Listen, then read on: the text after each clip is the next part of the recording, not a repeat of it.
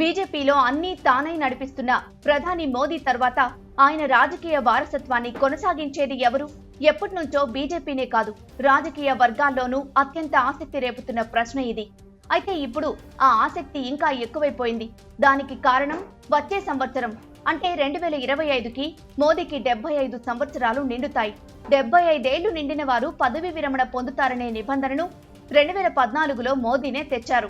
దీని గురించి మొన్న మధ్య బెయిల్పై విడుదలైన ఆప్ జాతీయ కన్వీనర్ అరవింద్ కేజ్రీవాల్ ప్రశ్నించడం దేశీయ రాజకీయాల్లో ప్రస్తుతం తీవ్ర చర్చనీయాంశం అవుతుంది.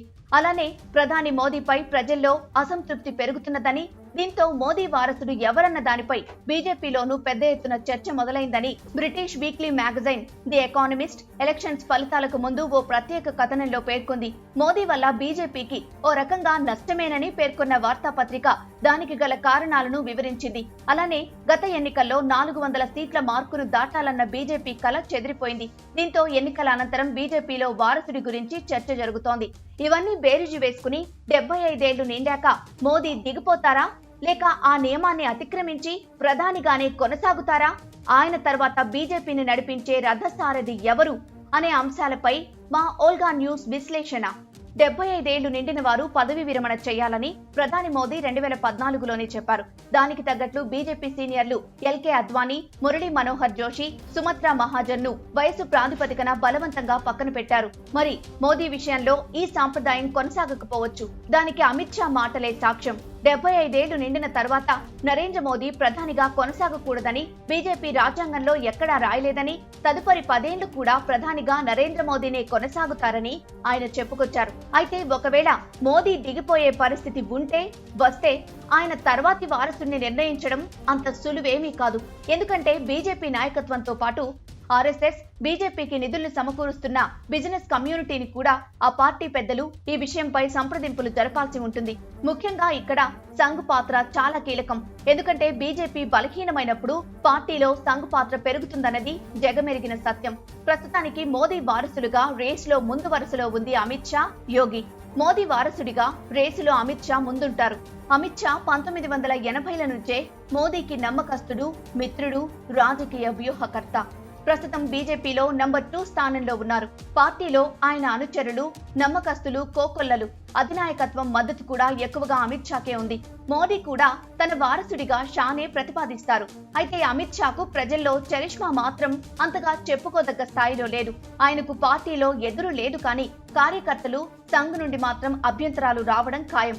తర్వాత ప్రధాని రేసులో యూపీ సీఎం యోగి ఆదిత్యనాథ్ ప్రధానంగా కనిపిస్తారు. దేశంలో అత్యంత జనాభా కలిగిన రాష్ట్రానికి ఆయన సీఎం. దేశంలోనే అత్యంత ప్రజాదరణ కలిగిన సీఎం గాను నిలిచారు.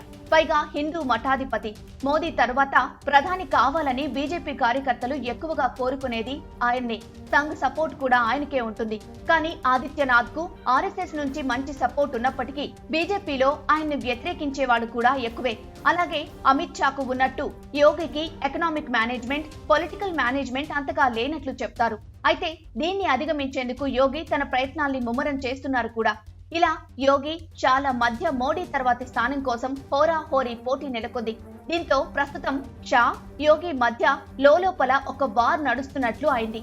మరి ఇలాంటి పరిస్థితుల్లో సంఘ్ ఎవరి వైపు నిలుస్తుంది అనేది ఆసక్తికరం. ఇక ఈ రేసులో ఉన్న మూడో వ్యక్తి కేంద్ర మంత్రి నితిన్ గడ్కరీ. ఆయనకు అటు ఆర్ఎస్ఎస్ సపోర్ట్ తో పాటు బిజినెస్ మేనేజ్మెంట్ లో కూడా మంచి అనుభవం ఉంది. అయితే మోదీపై గడ్కరీ చేసిన కొన్ని వ్యాఖ్యలు ఆయన్ని బీజేపీ పార్లమెంటరీ బోర్డు ఉద్వాసనకు గురయ్యేలా చేశాయి. ప్రధాని పోటీలో ఉన్న మరొకరు రాజ్నాథ్ సింగ్. ఆయన గతంలో పార్టీ అధ్యక్షులుగా కూడా పనిచేశారు. కాకపోతే రాజ్నాథ్ ది కూడా మోదీ వయసే. వీరితో పాటు శివరాజ్ సింగ్ చౌహాన్ కూడా కొంతకాలం పాటు ముఖ్యమంత్రిగా ఉన్నారు. ప్రజాదరణ కలిగిన నాయకుల్లో ఆయన కూడా ఉంటారు. అయితే రానున్న రోజుల్లో బీజేపీలో హిందుత్వ ప్రభావం కొనసాగుతుందా, లేక బీసీ, ఓబీసీల ప్రభావం ఉంటుందా అనేది ప్రధాన ప్రశ్న. ఇవి వారసుడి పేరును కూడా ప్రభావితం చేస్తాయి. హిందుత్వ ప్రభావం అయితే యోగి, కుల రాజకీయాలు తెరపైకి వస్తే శివరాజ్ సింగ్ చౌహాన్ పేరు ముందుంటుంది. ఏదేమైనా బీజేపీలో మోదీ వారసుడు అనేది ఇప్పుడు వైరల్ అవుతోంది. ఎవరు వారసుడు అయినా కానీ ఇక్కడ ప్రధానమైన ప్రశ్నలు చూస్తే ఆ వారసుడు మోదీ లాంటి ప్రజాకర్షణ కలిగి ఉంటాడా, ప్రజారంజకంగా పాలిస్తాడా, మోడీ లాంటి ప్రభావాన్ని తిరిగి సృష్టిస్తాడా? ఇవే ఇప్పుడు సామాన్య ప్రజల్లో కూడా మెదులుతున్న జవాబు లేని ప్రశ్నలు.